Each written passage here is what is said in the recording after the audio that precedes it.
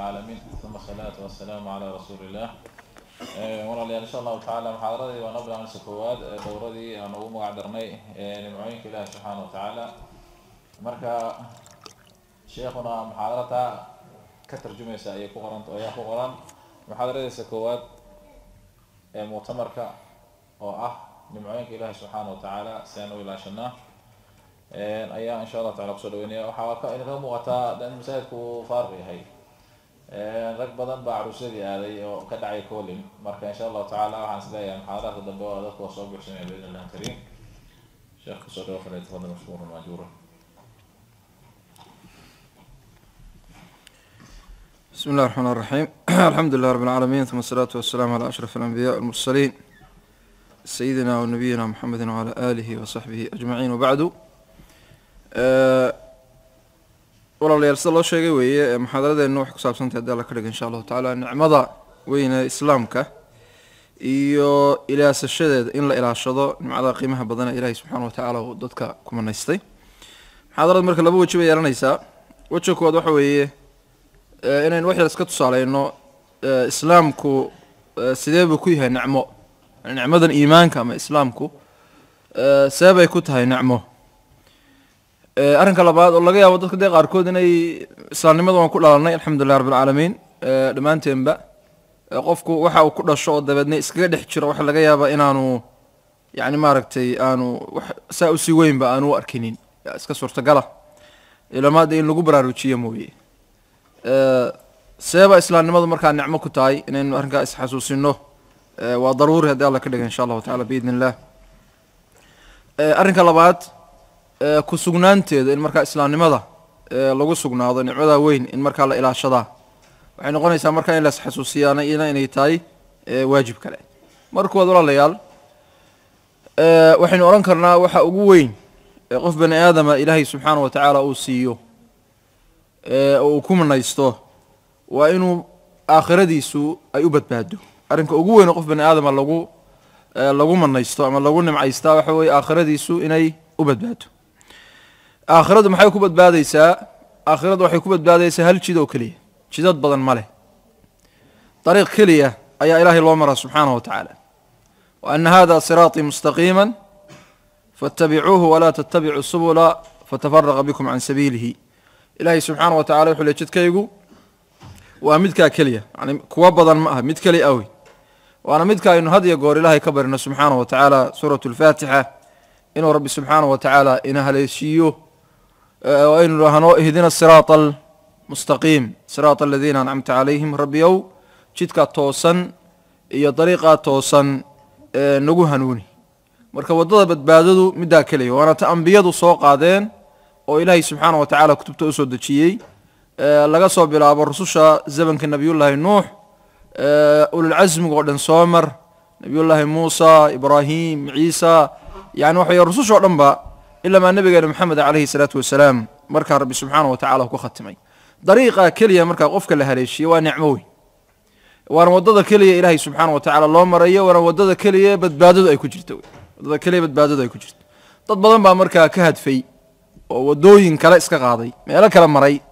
ومودي إنه هالكاس أي بدبادد وكجرت هذا مثل قوليها كريستون كلا يقول عقيدة وحي تاي وحي كورونا يان مخلصكو أما بدباديه هو عيسى يا مركا الرب يسوع حتى هذا موددي سقادين وذهلك سميس حتى أنه عيسى كو بدبادين والله ما يسع عدة واحد بدبادي سا يجتك اللقو بدبادي يا كإلهي ويكليه سبحانه وتعالى صح نبي الله عيسى والرسول إلهي والرسول إلهي كو أقو قيمها بدن كتشرة ربنا صوت دري وضد الله صوت درين أي تهاي وضد اللقو بدبادي لكن يسوي أحمد بدباديه لكن واحد اللقو بدبادي يا أخوي يجتك يسحقها هذه اللقاضه oo lamida jidkii nabiyullaahi maxamed lamida jidkii nabiyullaahi muusa wa ibraahim iyo dhamaan ambiyada dhanba islaamku marka waa wadadaas marka lagu badbaadiyo waa nicmo weyn marka ilaahina subhanahu wa ta'ala wuxuu ku tilmaamay dadka muslimiinta inuu doortay oo rabbi wuxuu leeyahay thumma awrathna alkitaba alladhina istafayna min ibadina kitaabkii waxaan u dooranay oo aanu dhaxal siinay kuwa aanu dooranay oo adoomaha iyaga kamid ah marka saddex qaybood Ilaahay ka dhigay subhanahu wa ta'ala faminhum zalimun li nafsihi wa minhum muqtasidun wa minhum sabiqun bil khayrat saddexaas oo kala kacaya yani mid sidii laga rabay yaalay waxa weey maartay khayrkii meesha laga rabay yani maaragtay ka sameeyey mid dhexdhexaadsaday oo naftiisa la legdamayo oo khalaquu camalan saalixan wa aakhara sayi'an xumaan iyo wanaag isku dhex wada iyo mid isagu yani waxa weeye maaragtay shaydaanku legdaday oo muslim caasiya ah xumaatadiisu iyo maaragtay wanaagiisu xumaatadiisu ay badantay xumaantiisu ay badantay asxaabulkabaa'irka iyo dadka maaragtay dunuubta waaweyn ku dhex jira ilaahay subxaana wa tacaala muslimiinta dhammaantood toobadda ha waafajiyo dadkan marka iyagoo isku duuduuban ilaahay muxuu yidhi subxaana wa tacaala waan dooranay dadaan dooranay wey dadaan dooranay wey qur-aankana ilaahay subxaana wa tacaala waa ku ammaanay ummat lislaam khaasatan ummati moxamed sala allahu alayh wasalam kuntum khayra ummatin ukhrijat linnaas wakadalika jacalnaakum ummatan wasatan ilahay waa ammaanay aayadaha qur-aankaad garanaysaan inay waana haadihi ummatukum ummatan waaxida wa ana rabbukum yani waxa maarata rabbi subxaana wa tacaala waa ammaanay ummatulislam ummad ammaanan weeye nabiguna calayhi salaatu wasalaam axaadiis aad u tiro badan ayuu nabiguna sala allah alay slam ummaddiisa ku ammaanay qofka marka ummaddan la ammaanay ka mid ihi isaguna waa ammaanay shaki ma leh haddaanu dee munaafiq ummadda ku dhex jira ahayn qofka ummaddaa ka mid ah oo si dhaba uga mid ihi isaguna qof ammaanan oo wanaagsan oo qiimo leh waa nicmo weyn marka in ilaahay ku doortay lagu doortay qof muwaxida lagaa dhigo lagu doortay qof muslima inaad noqoto weliba muslim reer banu israa'iil iyo muslim maaragtay qoomkii nebi ciise iyo muslim qoomkii nebi daa'uud iyo muslim qoomkii nebiyullaahi ayuub midna lagaama dhigine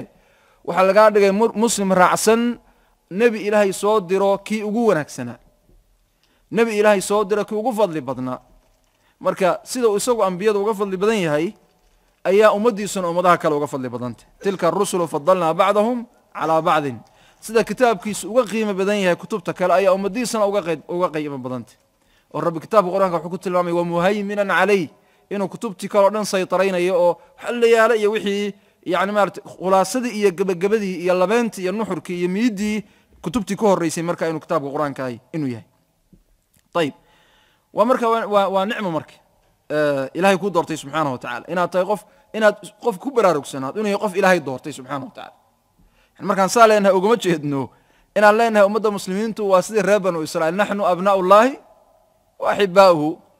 lan tamasana annaaru ila ayaaman macduudaat ya qul lan yadkhula aljannata ila man kana huudan aw nasara arrintu sidaa ma aha yani maaragtay qofka muslimka macnaha markaa lama laha shaambad buu haystaa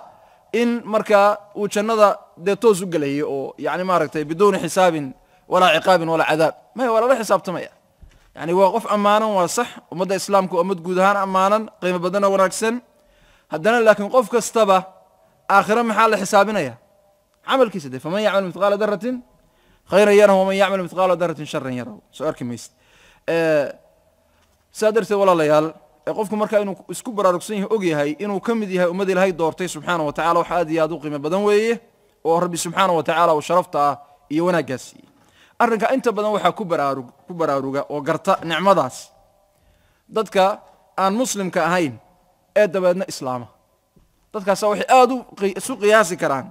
nolosha islaamnimadu iyo iimaanku siday u macaanta u wanaagsan tahay iyo nolosha kufriga iyo gaalnimadu siday u xun tahay u madowdahay oo u dhibaato badantay ya qofkaasaa marka yani dee kalluun bad iskaga dhex jira maalinta badda laga soo saaro oo banaanka la keeno budda firqleeyaa oo biyihii iyo dee wanaaggii yar dareemaa qof islaamnimada iskaga dhashay oo weligii masaajid ku tukanayey oo maaragtay iimaanku hadduu doono mar haba ka nuqsaame ee yani dee iimaan lahaa oo mu'min ahaa qofkaas waxa laga yaaba haddaan lagu baraarujin inaan markaa ku baraarugin nicmada islaamka nicmo aad iyo aad weyn hal meel baynu markaa ka tilmaami doonaa haddii alla ka dhiga insha allahu tacala sida nicmada islaamka nicmo weyn u tahay islaamku walaalayaal wuxuu la yimid tashriicaad wuxuu la yimi mabaadi' buu leeyay mabaadi'daasi waxa waa caqiido wax waa camal oo wax waxa weeye maaragtay allahuma mustacaan waa maaragtay waa akhlaaq oo wax waa aadaab waa noocyo badan oo maaragtay mabaadi' ah baa islaamku keenay mabaadi'diisa markaad eegto oo aad mabaadi'da bani aadamkaa kale haysto aad u bandhigto ama diimo la bedelay ha noqdo ama maaragtay diin la-aanba ha noqotee qofku hadduu xitaa an yaroo muqaaranaa sameeyo isbarbardhiga sameeyo taa lafteedu way u soo saaraysaa qofka muslimka iyo nicmada uu ku jiro iyo wanaaggeeda iyo qiimaheeda hal meel haddaan ka tusaalayno innagu ummadda muslimku rabbigeedii abuuray bay toos ugu xidhantay cid kale maynu sii marnaa cid kale ma sii marno yani waxa weeye adigu ilaahay baad rumaysay subxaana wa tacaala xataa nabi maxamed sii mari maysid sala allahu alayh wasalam ya xataa nabi maxamed ma sii maray sidee ilaahay baa toos ugu xidhan tahay isagaa toos u baridaa isagaa toos dambi dhaaf u weydiisataa isagaa toos ugu toobad keentaa yani waxay maaragtay meel kale ma sii maraysid sana meel taagan maaragtay qururuxu ku shubi maysa qolyahan buddhismka ayaa asnaamtoodu kala duwan tahay oo qofku waxaa laga yaabaa dadka aan dee diimaha aad u akhriya inaanu sanamunda isaga haysto asnaamtu way kala duwan tahay buddhismka waxayna ku kala duwan tahay dembiyada la galo qof kastaa markaa dembiga uu galo sanam gaaraha qaabilsan maalintaad xoogay maaragtay noocda kharibaadahoo dembi gaara aad samayso sanamkii qaabilsanaaba u tegaysa waa shanbadaysan tahay markaa adaga hebelaha yani waxa way maarata ceebtaas ku dhacay macnuhu soo arki maysa qolyahan katoliga oday meel iska fadhiyo oo isaguba dunuubtiisa la yaaban ya qolyahan carruurta looga taaglayahay isba dunuubtiisa la yaaban yaa miskiin kaba dembi yar isagaa shaki male inuu ka dembi yari inuu isagu ka dembi haddiiba labadaa qof la yidhaahdo mid ha u toobad keeno kan miskiinka ahee soo cararay ee dembigiisu gubayaaba kay maaragtay ka dembi yar baa la odhan karaya kan waxa weye maaragtay ku dhex engegay kaniisadda ilaahayna subxaana wa tacaala leh waan idin matelayaa waxa uu dee dhex dabaalanayaana la yaab ka leeyihiin qofkaas markaa bani aadamkahay qolyaha katolic odaygaas u tegay ninkaas u tegaya meesha fadhiya aabe xalay waxaasaan sameeyey oo shalay waxaasaan sameeyey oo caynkanoo xoogay markaasuna istiir xanaajinaya mar dambe ha u noqonino hadduu biyar bu ku daadinaya waa lagu dambi dhaafay sac buu leeyahay soo arki maysa islaamku waxay markaba ku soo baxaysaa nicmada ilahay ku siiya subxaana wa tacala haddaad dembowdo dembiga bani aadam baad ka gashay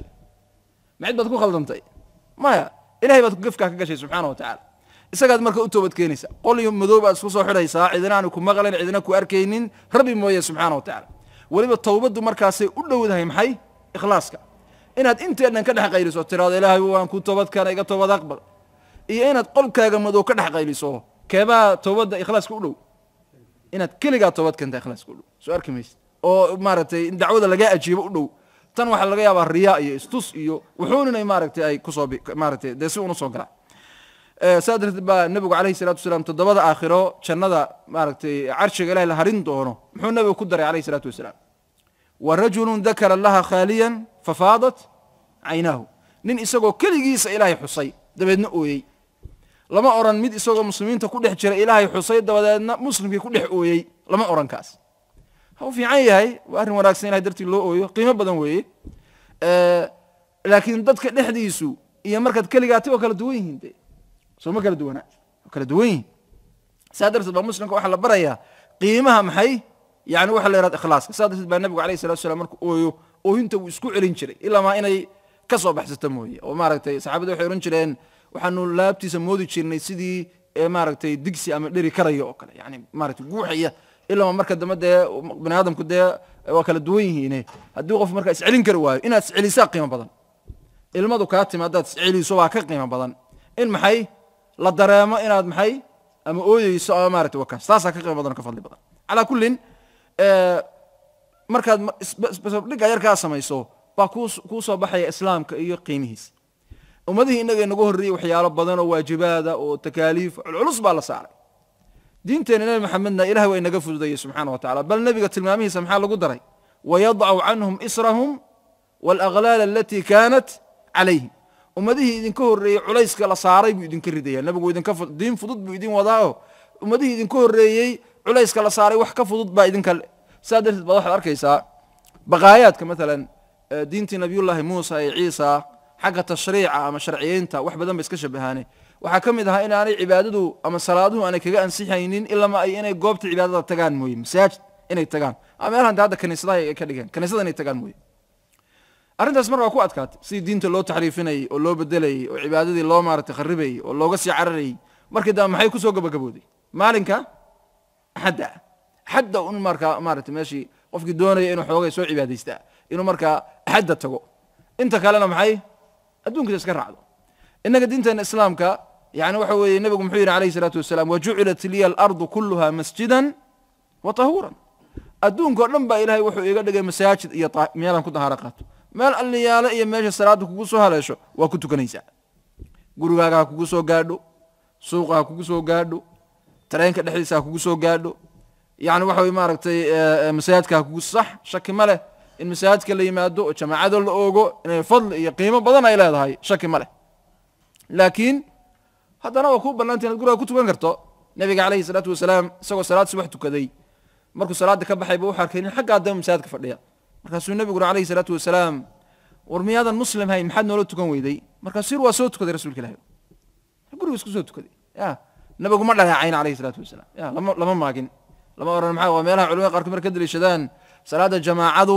marka shaaficiyadoo kale inay tahay sunne mu'akkada oo hadday waajib ahaan lahayd nabigu ninkaa waa maagi lahaa waa dhaleecayn lahaa nabigu calayhi salatu macnaha ugama jeedno inaynu salaadii jamaacada fudaydno salaad jamaacada wax qiimo badan oo culimada qaarkood shardi gaarsiiyaan way yidhahdaan salaadu waa ansixi mayso haddaan jamaca lagu tukan walow laga xoog badan yahay ra'yiga qaarkoodna yidhahdaan waajib wey qofku hadduu jamaacada ka tago markaa dambaabayo oo axaadiis culculisi way jirtaa laakiin haddana fudaydinta islaamka waxaa ka mid ah maaragtay in qofku meel alliyaale iyo meeshii cibaadadu ay kusoo gaadho uu ku tukan karay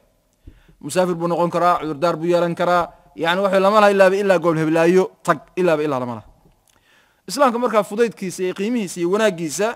iyo nicmadaas iimaanku say u qiimo badan tahay meelo badan baa tusaalayaal maarata ka keeni karayna lakin way nagu dheeraanaysaa mawduucii baa inala tegaya waxaa ka mid a maalan haddaan iyadaba ku khatinno nolosha yani islaamku ama diinta islaamku sida ay qofka muslimka noloshiisa saamayn ugu leedahay saamayn negativa maha saamayn salbiya xun maha saamayn wanaagsan oo iijaabiya say ugu leedahay oo qofka muslimka ahi waa markuu de qof muslimo dee qumanoo toosan oo diintiis ku dhaqmeeya yahay bani aadamku laba xaala midunbu ku sugan yahay xaaladuu faraxsan yahay oo noloshiisa ku qanacsan yahay o ku faraxsan yahay maalkiisa iyo hantadiisa ku qanacsan yahay jeebkiisu fiican yahay caruurtiisa iyo awlaaddiisa ku qanacsan yahay xoogay maaragtay ubaxa ilaahay siiya subxaana wa tacaala caafimaadkiisa iyo maaragtay ku faraxsan yahay xoog leeyahay ordayo oo danihiisa qabsanayo wahaakada saatuskiisa iyo mujtamac meeshu ka joogo iyo tabaqad ku faraxsan qof ana qanacsan calaa kulli xaaladna waxa weeye xaaladda cagsigeeda laga yaabo qofku inuu maaragtay noloshiisii maaragtay ay la yar gabadhaclaynayo ama fakri iyo dhibaato haysato ama dhakhtarkaba jiifo xanuunsanayo ama wuxuun maaragtay munaqisaadka adduunka tirada badani wuxuun ka mid yahay ay noloshiisa saamayn ku leeyihiin islaamku labada xaaladoodba qofka saamayn buu ku leeyahay cajiib wuxuu ina barayaa marka aad barwaaqaysan tahayna ha kibrin cagaha dhulka dhig ilahay baa ku siiyey subxana wa taala ha odhanin inamaa uutiitu calaa cilmin cindii anaa shaqaystay ha odhan ya anaa shaqaystay ha odhanine waxaad tidhahdaa maxay ilaahay baa subxaana wa tacaala ii barwaaqeeyey ilahay ku shukri markaasa waxaa layna barayaa lain shakartum laaziidanakum walain kafartum ina cadaabii lashadiid in barwaaqada iyo nicmada markaa lagu shukriyo ilaahay subxaana wa tacala loo mahadnaqo soo arki maysid xaaladda dhibaatadu ay taagan tahayna inuu qofku sabraa la rabo dhibaatada ku sabro oo ilaahay isu dhiibo oo ogaado in ilaahay u qadaray oo sidan u khayr badan tahay oo ilaahay subxaana wa tacala darajaadkiisa kor ugu qaadayo oo waxyaalo badan fiiriyo taa macnaheeduna ma hadduu faqiir yahay inaanu da shaqaysanayn yani macnaheedu maaha inuu qofku odhanayo khalaas yani waxa maaragtay dhibaatadaas ka dulqaadin ama maaragtay haddii mushkilad kale hayso xanuunsanaya dhakhtarka aadin may asbaabtiina waad la imanaysaa mushkiladaadiina waad ku sabraysaa ya dadaalkiina waad la imaanaysaa dhibtan ku haysatana maxaad samaynaysaa waad ku sabraysaa qofka markaas labada xaaladoodba waa qof saciid ahoo faraxsan ilahay qadartiisa ku faraxsan og rabbi raxmaan oo raxiimihi inuu u barwaaqiyey ama imtixaamay oo darajadiisa kor u qaaday tanna kibir ka qaadi maayo tanna ka qaadi maayo maxay ya'si iyo quus ka qaadi maayo saa darteed baad caalamul islaamiga dhibaataysanee fakriga iyo dagaalada iyo mashaakilka iyo waxaasu ku tiro badan yahay mashaakilka isdilku ma suu ka yahy isdilka isdaldalka iyo maaragtay qof isku yar buuqee dabeedna isdilay ya had buu u yar yahay haddaan waxaan maaragtay aan qiyaasi karin waddankeenna oo kale soomaaliya cala sabiil mithaal xaalad baa inta badan naadir ahaan jirtay isdilka agteena macruufka ahaan jirtay naadir ah xaaladdaas waxay ahayd gabadhu markay xoogay khalad ka dhaco ya gabadh baa khalad ka dhacaya ama ilmaha caloosheeda gelaya ama wuxuun kalaa si kala wax u qarimayaan markaas way isgubaysaa ya ayib sharafteedii iyo qiimaheedii ay maaragtay ay meel kaga dhacday darteed bay maaragtay isu dhaawacaysaa maaragtay islaamku ma ogola diintu ma ogola ya waa dambooday ilahay u toobadkeen subxaana wa tacala khalaas ya laakiin khaladki in khalad kale lagu sii soxo ya dembigii in dembi kale dhakada laga saaro taa lama ogola laakiin qof baa fakri dartii isu dilay ya ninkaasi faqiir buu noqday oo shaqu waayey oo dabeedna waa isdilay ama shaqadii baa laga eriyey dabeedna waa isdilay ama waxa weeye maaragtay waxyaala caynkaas oo kale ahi mujtamaceenna yani waxaana kalifaysa nicmada islaamka inuu ku dhex jirno oo dadka si toos iyo si aan toos ahaynba saamayn ugu leh sabirka shukriga dulqaadka diintu marka waa diinta maaragtay nicmada ah nicmadaas oo ay ugu weyntahay walaalayaal raalli ahaanshaha ilaahay subxaana wa tacaala wax loo dhiga aanu jirin iyo aakhirada tii lagu badbaadiyay inay tahay nicmadaas marka waxay u baahan tahay shukri iyo maaragtay in la ilaashado nicmadaas in la ilaashaday u baahan tahay see loo ilaashanayaa nicmadaas waxaa loo ilaashanayaa in lagu dul sugnaado oo waxa weeye barwaaqa haddii ilaahay ku siiyo subxaana wa tacala dee waad ilaashataa ya haddii ilaahay wanaag ku siiyo waad ilaashataa islaamnimadii markaa inaad ilaashato see loo ilaashanayaa kow in lagu camal falo ilaashigeeda koowaad waxa weeye in lagu camal falo inuu de la isaga abtirsado oo la yidhaahdo muslim baan ahay oo dabadeedna qofku iska faranduleeyo oo xaqa isaga garab dhiibiyo wuxuu doono sameeyo lama ogola waa in islaam baa tahay shukrigeedu marka waxa weeye inaad ku camal fasho diinta islaamka oo ilaahay wuxuu kaa raba subxaana wa tacala ad la timaado waxa ilaahay kaa reebay ee kaa nihiyey inaad maaragtay ka fogaato taa weeye horta ku camalfalka shukrigeeda koowaadi waa taas shukrigeeda koowaadi taas wey oo aan maaragtay dee la dayicin islaamnimada inaan maaragtay la dayicine lagu camal falo oo maaragtay daa'iradeeda lagu dhex jiro oo qofku maaragtay uu noqdo qof islaam hadda toosan waana min caqaa'idi ahli sunnati waljamaaca iimaanku ama islaamnimadu laba arrimood bay ka kooban tahay ictiqaadka aynu ilaahay dee rumaysannahay iyo kitaabkiisa iyo nebigiisa iyo diintiisa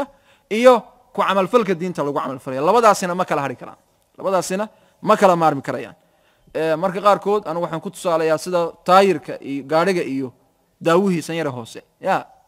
isla wareegaya isku dul wareegaya aan kala maarmi karin birtuna keligeed ma socon karto taayirkaas dee maaragtay caaggeena keligii ma socon karayo iimaanka iyo camalku waa sidaas sax birta asala taayirka dhaqaajinaysa sida iimaanku camalka u dhaqaajinayo laakiin ma kala maarmi karaan labadaasi iimaanka iyo camalka saalix ma kala maarmi karaan saa darteed baa qur-aanka ilaahay subxaana wa tacaala isku laraa la isku lamaanaya la mataaneeya aladiina aamanuu wacamilu saalixaat qur-aanka ay aad iyo aad ugu tiro badantay saa darteed nicmada islaamka ilaashigeeda kow waxaa ka awlalayaal in yani waxay maaragtay lagu camal falo islaamnimadu ay inaga muuqato khaasatan asaasiyaadkeeda salaadii iyo yani waxay maaragtay zakadii iyo caqiidadii toosneed saxda ahayd iyo bidacdoo laga fogaada iyo akhlaaqda wanaagsane qofka muslimka leeyahay iyo yani maaragtay waxyaalahaas asaasiyaadka islaamku oo dee aan laga maarmi karin inay maaragtay inaga muuqdaan arrinka labaad islaamka ilaashigiisa qofku inuu islaamnimada ku sugnaado ilaashadaai waxa maaragtay qaabka loo ilaashanaya waxay noqonaysaa in dee la barto oo islaamnimadii la barto oo diinta islaamka aad garanayso kullama aad waxaan garanayso oo maaragtay qiimihiisa kullama aad ilaashigiisuna kugu sii badanayo maalinta aad u taqaano islaamka iyo qiimihiisa iyo siduu maaragtay u wanaagsan yahay taad baad u ilaashanaysaa haddii laakiin aadan garanayn ya carabtu waxay tirahdo alinsaanu caduwun lima jahilahu bani aadamku waxa uu jaahilka ka yahay cadow buu yahay waxaadan garanaynin waxa qiimo badan waxa laga yaabaa kugula fadhiyin macno badan inay kugula fadhiyin waxa laga yaabaa nin baaxith oo maaragtay shahaado sare haysto oo maanta oo dhan yani maaragtay wax yar baaraya adiga ta waxa laga yaabaa haddaan waxaan aqoon u lahayn inaan wax kana qiimo kuu samayn ya waxaa tira waxaan yarka ahay ninkan bahashan weynaysadan uu ku eegaye ee waqtigiisiiba kaga lumay muxuu ahaa maxaa yeelay aqoon badan u lahayn dad aqoon u lahaan lahayd waxa laga yaabaa inaad la tacajubi lahayd yani maaragtay aqoontaas calaa kullin islaamnimada in maaragtay la barto oo diinta islaamka aqoon loo leeyahay waxyaalaha kalifaya bay ka mid ahaanaysaa walaalayaal in markaa la ilaashado waxaa ka mid a si islaamnimada loogu sugnaado nicmada loo ilaashado ilaahay baa dee ina siiyey subxaana wa tacaala marka waa in ilaahay subxaana wa tacaala lagu xidhnaado oo rabbi subxaana wa tacaala la baryo ilaahay subxaana wa tacaala la baryo qofka muslimka ah zaman fitan baa lagu jiraa zaman runtii waxaa lagu jiraa xaqan fitan oo caalamul islaami waxaa ka socdaa la yaab leeyihiin zaman waxaa lagu jiraa مثلا مصر ودنك la yiraahdo kale xamlo weyn ba hadda socota xamlada weyni waxay ku wajahan tahay fi sahih al-bukhari doodo waa weyn ba hadda socda sahih al-bukhari inaga daan sunnahana maxaynu u haysanaa inuu yahay asaxu kitaabin ba'da kitaabillah kitaab ilaahi subhanahu wa ta'ala kitaabka alle marka laga reebo kitaabka ugu saxiixsan aynu haysano ee aqeedo iyo amal iyo diin aynu ka qaadanayno oo ummadu tan iyo waaga imaam al-bukhari oo qarniga labaad hijriyada ilaa maanta 1200 sano culimada muslimiintu ay ahlu sunnuhu ay isku waafaqeen inuu yahay kitaab saxiix ah oo waxa ku yaala nabiga laga soo guuriyo sax u yahay kaleey salaatu wasalaam dad iska yani mid cilmu muxuu ahay nafsi mutakhasis ku ah mid waxa weeye maaragtay muhandis maaragtay calaan kada oo aan xadiid iyo iska bada xadiid diinba iyo takhasusaaadkeed aan lahayn yaa doodo halkan la soo taagan doodo idaacadaha iyo tviyada saxiix albukhaari waa in dib loogu laabtaa wax badan baa ka khaldan ya wax badan baa ka khaldan marka xadiiskaas caqliga ma waafaqayo xadiiskaasi aayad heblaayo ku horyimi xadiiskaasi xadiis kaloo maaragtay khilaaf ku horyimi waxaa la yaab leh dadka waxa dooda la samaynayaa waa culimo waaweyn oo ashariyiin sax oo mutakhasisiin ku ah cilmi xadiidka waxay ahayd keliya in dadka su'aalo basiit ah la weydiiyo yani mid wuxuu leeyahay doctor baan ahay waxaan mutakhasis ku ahay cilmu nafsi cilmu nafsigaaga ku ekow ya cilmu nafsigaaga ku ekow lianno ma ogola hadda ninkaas sheekhe muxadidkaahi inuu yidhaahdo cilmu nafsigaagaan kaala doodaya cilmu nafsiga waa dib loogu laabtaa wuxuu oranaya war sheekho cilmigaaga ku ekow diintaada iyo xadiiskaaga ku ekow ya yani takhasuskii ma jiro maaragtay ixtiraamayo takhasuskii waxay ahayd culimadaas inay yidhahdaan cilmu lxadiid ama bukhaari ama kitaabku doonam ha noqdee qawaacid buu ku sugan yahay cilmi ah oo dadka mutakhasisiinta ku hay garanayaan oo yaqaanaan haddii la rabo in la naqdiyo oo la buriyo oo maaragtay wax laga sheego waa in qawaaciddii uu ku sugnaa loo soo maraa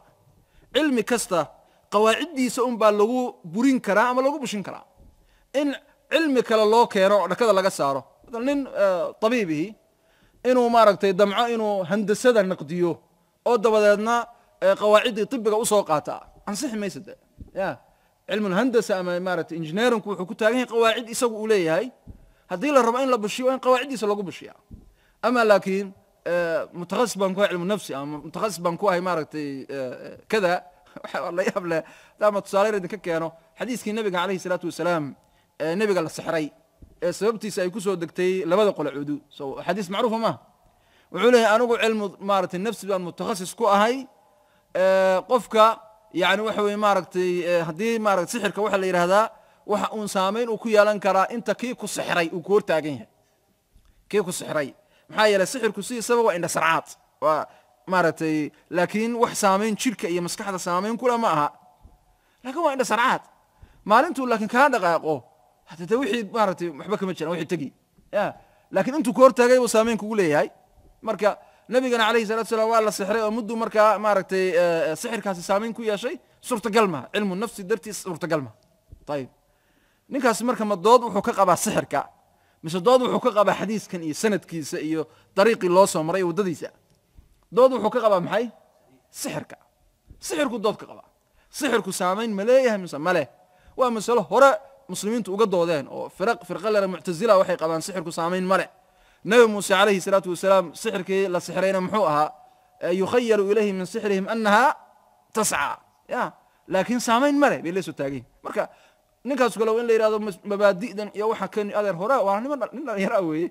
ragga la doodeen odayaal dhari kala runtii waa inay yidhahdaan adeer hore looga soo daalay waxa kan ya marka dib ugu laabo qarnigii labaad baa doodaas iyo murankaas soo bilaabmay sixirku saamayn ma leeyahay mise ma laha oo culimmadu ahlu sunna waljamaca ay meel saareen oo meel dhigeen caqlan wa sharcan inuu maaragtay saamayn leeyahay sixirku marka waktigaas lagu jiro oo sidaasoo kale ay fitantu maanta ay u soconayso oo islaamkii dacaa'imtiisii arkaantiisii la rabo in dood iyo shaki muran la geliyo qofku markaa waa inuu ilaahay u leexdaa subxaana wa tacaala oo aad had iyo goor ilahay baridaa fitantu way badan tahaye dooda islaamka lagu doodsan yahay ee maaragtay dagaalka lagu haya aad buu u tiro badan dhinacyo badan buuna ka socdaa kuwa islaamka dhexdiisii ka soo baxay baa jira islaamka dadkii awalba dee muslimiintaan ahayne caqiidada muslimka iyo iyaga toodu maaragtay siraacu ka dhexeeyey ama kristan ha noqdo ama yuhuud ha noqdo ama buudhism nooca doon ha noqdo ummaduhu siraac aqadiha ka dhexeeya siraacaas weligii buu jiray weligiina waa jiri doonaa qur-aanka ilaahay kaga hadlay subxaana wa tacaala يعني waxa weeye maaragtay nabiga sunnadiisu kaga hadlay sallallahu alayhi waa shay tabiici ah maaha shay lagu naxo maaha laakiin maanta aad buu u tiro badan ya hujuumka islaamka lagu hayo aad buu u tiro badan adiga marka waxaad u baahan tahay inaad ilaahay subxaana wa tacaala diinta markaad barato ku camal fasho kadib ku sugnaanshaheeda labadaas aasaas ah ilahayna inaad barada subxaana wa tacaala saa darteed ayaa nabigu calayhi salaatu wasalaam rabbigiisa baryi jiray ducooyinka ugu badan nabigu ku ducaysan jirayna maxaa ka mid ahaa sal alla alay wasalam allahuma ya muqalib alquluub ثبت قلبي على دينك ربك قلوبك قد قديو دينتا قلبك كسق markaasaa nin saxaabi nabiga wuxuu maalin ku yidhi alayhi salatu wasalam rasuulka ilaahayow oo miyaad noo baqaysaa rasuulka miyaad noo baqaysaa markuu ducada nabiga ka maqlay sallallahu alayhi wasallam suu nabigu wuxuu yidhi sallallahu alayhi wasallam quluubtu waxay ku jirtaa laba farood dhexdood oo ilaahay farihiisa ah suu doonuna u gadgadiyaa saasaa nabigu yidhi alayhi salatu wasalam marka inaad simbiriira xataa waa maaragtay is oranin weligaa adigu cilmi kugu filan iyo camal kugu filan baad haysataa waad simbiriraxan kartaa ya dad culimahoo waaweyn baa qaarkood simbiriraxdeen badde hadda qarnigii lasoo dhaafay taqriiban yani maaragtay 1400 maaragtay waxaan leeyahay 1940 1950kii nin caalimaha jiray oo maaragtay xijaas ama sacuudiya culimada ugu waaweyn ka mid ahaa caalim weyn oo kutubtiisa iyo isaga iyo qoladan ashariyiintu isnaqdiyaan caalim weyn oo diinta aad u yaqaana waxaa yani tusaale idinka bixinaya si banaadamku dinu simbiriraxan karay ninkaasi waa mashhuur waxba isimkiisu hadda maaragtay muhiim ma aha xaguu ku dambeeyey ninkaasi wuxuu ku dhintay urdun isagoo mulxida oon diinba rumaysnayn mu'alafaadkiisii baana yaalla kutubtiisii uu caqiidatu ahlusunna waljamaca ku difaacayey oo waxa weeye maaragtay min arwaci lkutuba culimmadu dee markaa ammaaneen ya raggii markaa mucaasiriinta laha ammaaneen baa yaalla lama taabaco de cidina ma taabacdo ya cidina ma taabacdo laakiin yaallo oo macruuf oo mashhuur ah simbiriraxday ya zalladaasi ku dhacday arrinkaas marka wuxuu ku tusinayaa inaadan yani dee qur-aankan ilahay waa ku tilmaamay subxaana wa tacaala ninkii dee caalimka reer banu israa'iil dee simbiriraxday ee rabbi ku tilmaamay famathaluhu kamathali lkalbi in taxmil calayhi yalhath aw tatruku yalhath waa simbiriraxan kartaa marka waa inaad ilaahay subxaana weligaa naftaada keliya haku maaragtay ha ku kalsoonaane ilaahay baa subxaana wa tacala hanuunka ku siiyey isaga bari isaga xaggiisa u leexo rabbi subxaana wa tacaala inuu ku sugo ka bari bal arrintaa nabiga calayhi salaatu wasalaam ba ilahay ugu mana sheegtay rabbi wuxuu leeyahay walowlaa an habatnaaka laqad kidta tarkanuu ilayhim shayئa qaliila ya waa nabi maxamed alayh salatu wasalaam walowlaa an habatnaaka haddii aanaan annagu ku sugi lahayn oo xaqa iyo diinta aanaan kugu waardiyeysan lahayn laqad kidta tarkanuu ilayhim shayئa qaliila waxaad ku dhowaatay inaad in yar xaggooda u leexato nabi maxamed alayh salaatu wasalaam ya tusaalayaal baana la inaga siiyey meelaha nebigu ku sigtay inuu leexdo oo dabadeedna rabbi weyne soo qabtay subxaana wa tacaala ma aha nebigu inuu gaalnimo ku dhacayey ama dembi ku dhacay ama macsimaya saas ma aha laakiin ijtihaadkiisa intuu wax istusiyey isri dacwadaas sidan u fiican laakiin zalle iyo simbirraxasho nebiga ku hayd sal alla alay wasalam waxaa ka mid ah fi suurati alcabasa oo kale sababta kusoo degtay intay nebiga u yimaadeen yirahdeen maxamedow fuqaradan iyo masaakiintan iyo waxaan ku daba socdaa annagu munaasib nooma ah inaan meel la fadhiisanee iyagana maalin u samay annagana maxay maalin noo samay oo nebigu isiri mal akaabirtan odayadan waaweyn qurayshaday hadday ku raacaan dad kalena iska raacayaane saxaabada fuqarada iyo masaakiinta waxaa tirada iyar daaya maanta idaaya xoogay ya nimankan odayada ama majlis gaara maarata kula khalaweynaya oo diintaan u sheegaya waata rabbi canaantay cabasa watawalla an jaa'ahu alacmaa wamaa yudriika lacalahu yazakka aw yadakaru fatanfacahu dikra ama man istaghnaa faanta lahu tasadda wma calayka anlaa yazaka waama man jaءaka yascى wahuwa yakhshى faanta canhu talaha kala inaha tadkira faman shaءa dakara fi suxufin mukarama marfuucati muطahara biaydi safara canaantaasaa nabiga calayhi الsalaatu wasalaam rabbi weyna rabbigiisa yani maaragtay ku canaantay nabiga sal اllah alay wasalam saa darteed walaalayaal waa muhim marka inaad ilaahay subxaana wa tacala aad ku xidhan tahay oo rabbi subxaana wa tacala aad barido khaasatan awqaadan fitanta iyo firqadaha lunsan iyo yani maaragtay balaayadu isdhex raaciyayso inaad sugnaato waxaa kugu saacidaysa inaad rabbi barda subxaana wa tacaala waxaa kaloo kugu saacidaya diinta barashadeeda waa sax laakiin diinta barashadeeda inaad kusii darto inaadan dee barashadeedu barasho sadxiya aanay noqone oo korkaxaadiisahe inaad barasho mucamaqa aad diinta u leedahay aad diinta ku tadaburi karto oo qur'aanka iyo sunnada nebiga calayhi salaatu wasalaam waana asbaabta markaa qofka sugi karaysa rabbina subxaana wa tacala qur'aankiisa wuxuu ku leeyay waida ma unzilat suuratun faminhum man yaqulu cafwan waqala aladiina kafaruu lowlaa nuzila calayhi alqur'anu jumlatan waaxida kadalika linuhabita bihi fu'aadaka warattalnaahu tartiila waxay yidhahdeen qur'aanka maxaa hal mar loo soo dejin waaya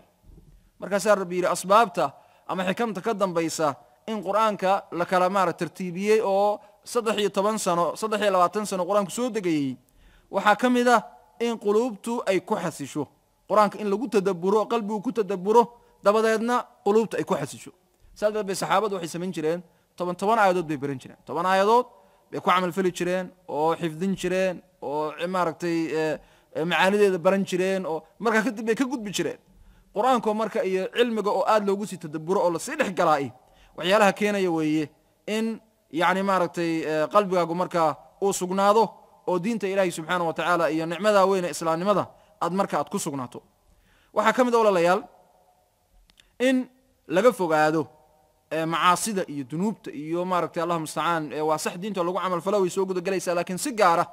إن قفكو سقا إلاليسو دنوبت إيو معاصدة خاصة أوقات الفتن أوقات يعني مارتي الإسكال سارة ولا إسكال امتحام إيو زمن كانت دام كتشر نوكله وإن إسكا إلاليسا دنوبت إيو معاصدة خاصة قفكو وإنانو يالانين سريرحون وإنو ياشا سريرا ونكسن يعني ما تصير في عن وإنا ديالتا وظاهر كاقي بادن كاو اسكو من نقضان هذا يالان سريرحون وإنا ديالانين دقالك أحد هذا إنه تفسير سورة آل عمران إنه كل حجرنه محور رب التلمامي سبحانه وتعالى قليه منافقين تها دقالك كعرري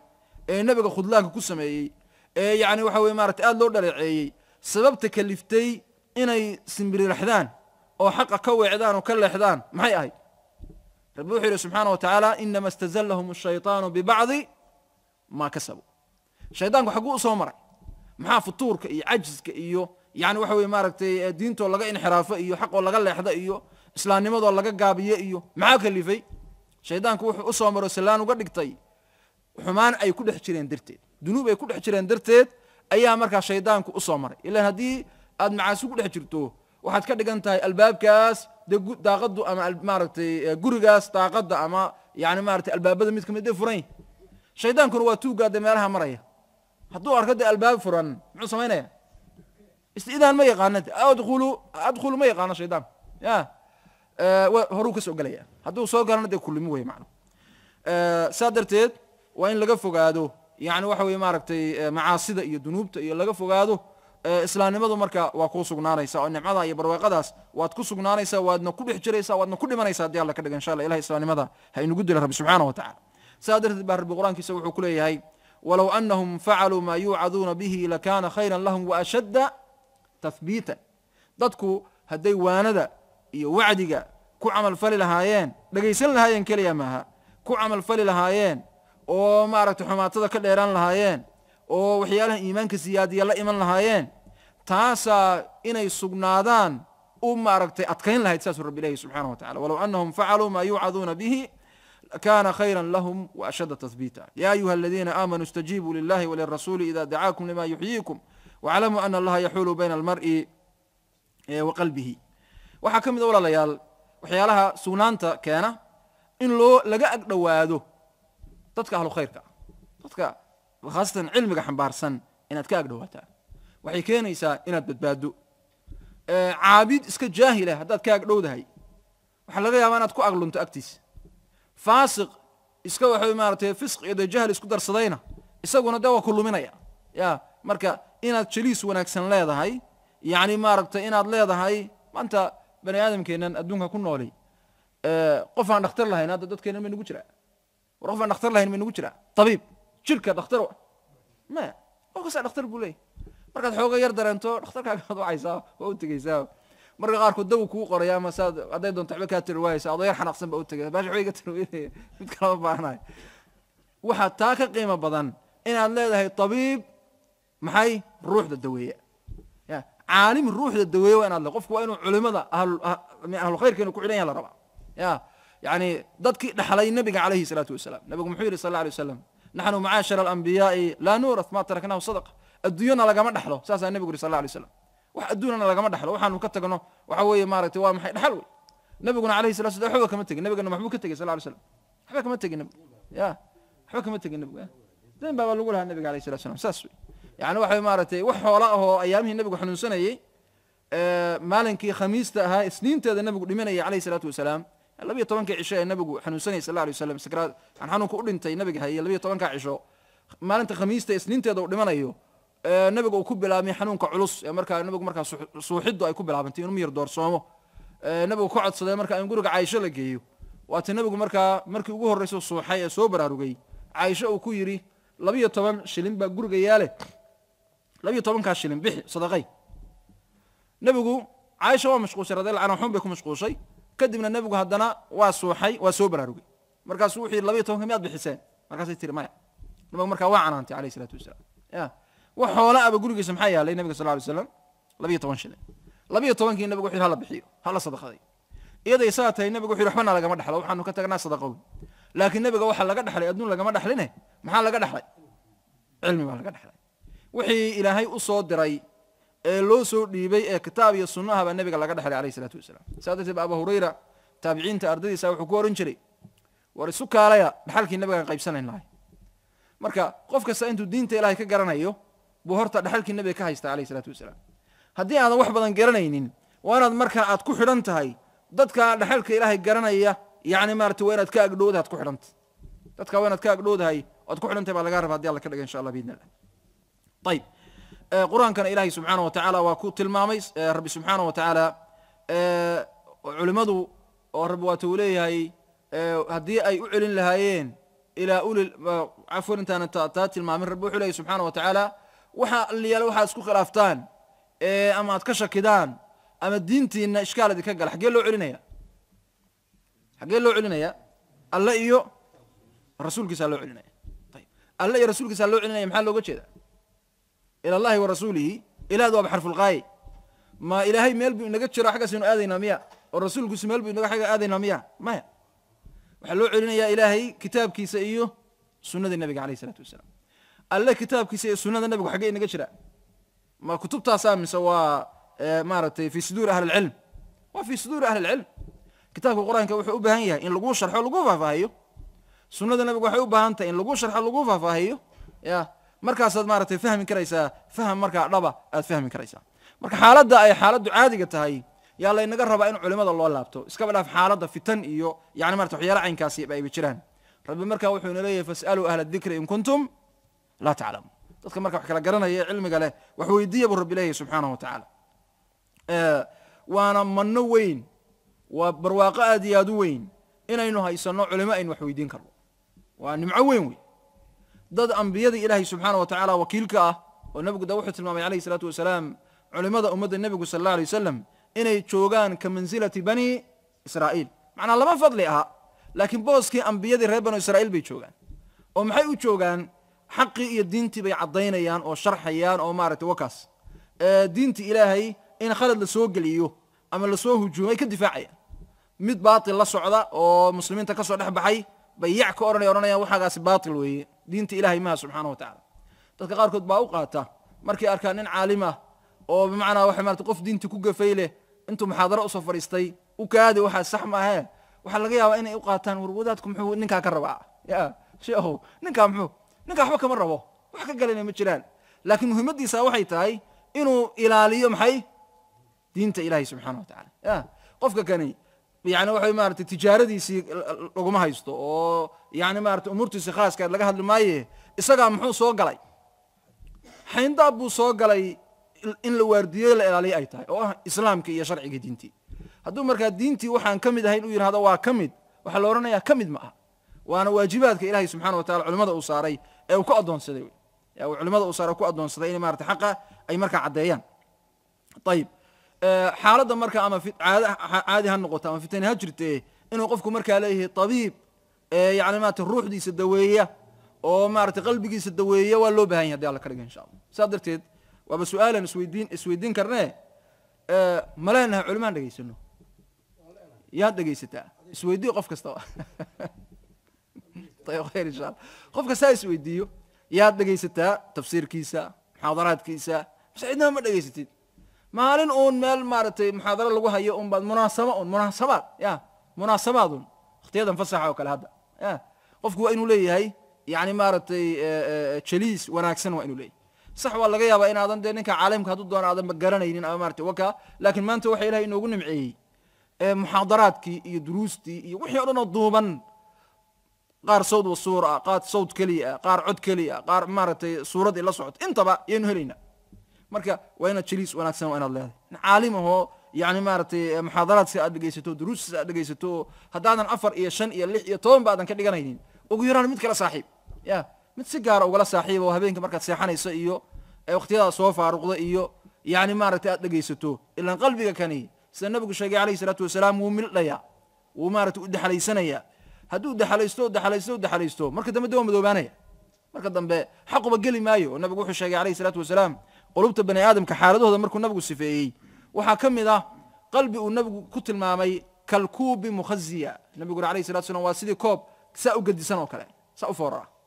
بل كوب ساو فورا هذا وحكو شبه حكم شو انكرتي يا كوب فورا ده حكو شو بكرتا معناه هذا مركز قف كاسي وحلقو شبهها يا حقي للربي قلبك إنه قالوا ينقليني سكستو وعدي وانا ودغيستو وكدادنيا وانا علامدي منافقين تكو ugu xumweeyay oo nabigu waqtigiisa way jireen kaleey salaatu wasalaam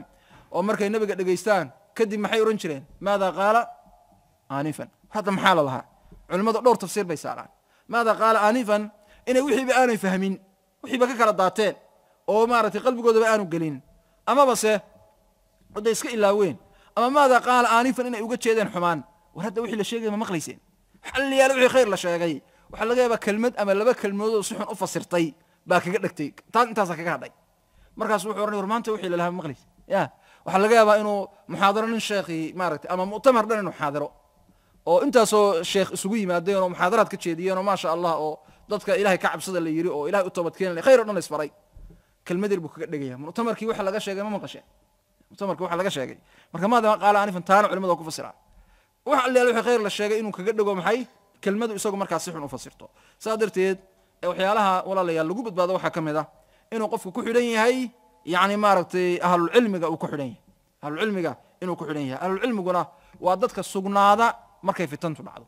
markay fitana dhacdo yaani dadka sugnaada ee loo soo laabto way carabtu markay ridowday nabi maxamed alayhi salaatu wasalaam ilaahay oofsaday saxaabadu yaa ilaahay ku badbaadiyay aclamuhum de kooda ugu cilmiga badnaa Abu Bakar isaga ummadda islaamka isku qabtay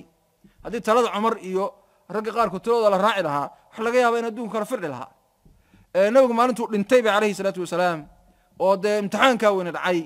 Umar iyo saxaabo kale waatay yiraahdeen ma dhiman qisada Umar macaan laakiin saxaabo kale waa weydiyeen waxay yiraahdeen ma dhiman nabigu alayhi salaatu wasalaam garanaysan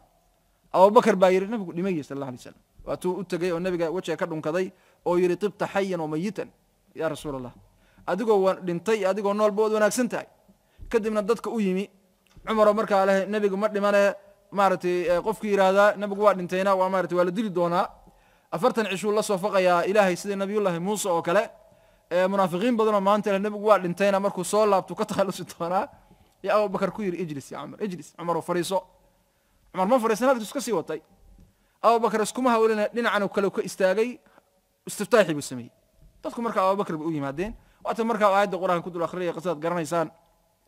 wama muhammadun إلا رسول قد خلت من قبله الرسل أفإن مات أو قتل انقلبتم على عقابكم عمر مركا واتو سلك دلك دفتي oo yiri wallahi waxad moodaa inaan waligay aayadaas aanan maqal marka yaa lagu badbaadaa waxa lagu badbaadaa maxay yaani maartay ahlul cilmi hadii goornad ka dambayso aad tiraado xageeba yaani ugu yaraan xataa haday iskhilaafaan war aqlabkoodi xagee mareen maanta laakiin waxa jirta dawaahir ama calaamado khatar ah culimadii oo meel isu wada raacday iyo maxay dhalinyaro is urursato iyana meel kala aaday ya dhalinyaro soo meel kala aaday marka la yiraahdo war culimadii dadka diinta xabaarsanaa soo kuwan waxa la leeyahay ama waa finnoobeen ama haday doonaan gaalay u shaqeeyeen ama maartay yaani waxyaalo badan baa dhalinyarada loo sheegaa waxyaalo badan ayaa waana dariiqa koowaad dhalinyarada lagu lumiyo marka la rabo dhalinyarada in Suuriya iyo meelaha maartay laga tuuro wadada koowaad loo soo raaca waa maxay waa in iyaga iyo culimadii loo kala sameeyay maxay teed la yiraahdo okay wadaadkaas miyaa dhageysan isku dhageysan ya si iskala uu fiican yahay salaada iyo cilmigu leeyahay salaada iyo haday ka khaldanto yaani maartay ahkaamta diinta iyo wax ka weydii laakiin markay noqoto siyaasadda iyo waaqaca iyo hardanka iyo dagaalada markay noqoto maartay waa ama amuurta ma fahansana ama waxa way maartay uu baqaya ama waxa way maartay xisaabad kala ku socda marka waxa way dhageysanin marka kood bateed ba marka qofkii yaraa iyo caalimkii diinta wax ka weydiin lahaa kala saaraya saadada waalidku hadiyo goor waa inay masaa'isha ku baraarugsanadaan dhalinyaradiina waa la sheekaysataan oo la og yahay oo xaaladu maartay goor dama noqotay waxaan laga qaban karin habeen dhaweyd baan halkan nin dhalinyaro la fadhiyay ma fogay kama soo wareegan hadda 10 cisho saan malayna ya oo igu nin fiican misaadkana kuma arki jirin kuma aragba nin wanaagsan baa tin sheekha taawaan ku aqaanaan fiican baa laakiin waan ogahay ra'yigaaga ya ra'yigaaga ogahay marka wacdigaaga dhageysanay haye igu sidaa marka waa qalbi xiran taa qalbi xiran adigu marka say u furi karaysaa warmeeyo kuma wacdinayo kuma waaninayo waxaan rabaa inaan sheekaysano inaan sheekaysano oo maartay wax isweydaarsano ayaan doonaya marka ala kullin waa inay waalidku runtii carruurtooda ka warhayaan oo masaajidadana yani maartay masaajidada lagu xiro yani meesha dhalinyarada khaladka iyo saxa looga sheegi karaa masjidka ilaahay wey cidda u sheegi karta cidiinta ilaahay garanaysa wey laakiin haddaad masaajidka kala cararto goore xeeriyan fanaal kala dhaceen oo Facebook sheekh u noqday oo maxaa sawirro YouTube maaragtay ay khudbada u noqdeen oo qalbigiisu wax xirmay ama qalbigeedu wax xirantay oo boorsadiisa u xirxidhay marka waxa weeye wadaad hebel oo la hadalday maxay ka taraysaa qalbiga xiran yahay waxa ay ka faa'iideynayso ay ka tarayso mare ala kullin waqtiga fitantu ay jirto walaalayaal waa waqtiga waxa lagu badbaadaa ahlul cilmiga ayaa lagu badbaadaa marka waa in qursigooda salafku waxay oran jireen tamassaku biqurzi ahlul cilmi war ahlul cilmiga yani waxa weeye maaragtay guntigooda qabsada inahaasi waa inahan ugu talagalay haddii alla ka dhiga insha allahu taala muxaadaradeena inay noqoto ilahay waxaan ka baryayaa subxaana wa tacaala inuu islaamnimada inagu sugo diinteenna qiimaha badan wanaagga badanna ilahay subxaana wa tacala ina fahamsiiyo ina jeclaysiiyo cizigeeda iyo sharafteeda ilahay subxaana wa taala inagu nooleeyo hada wajazakum allah khayr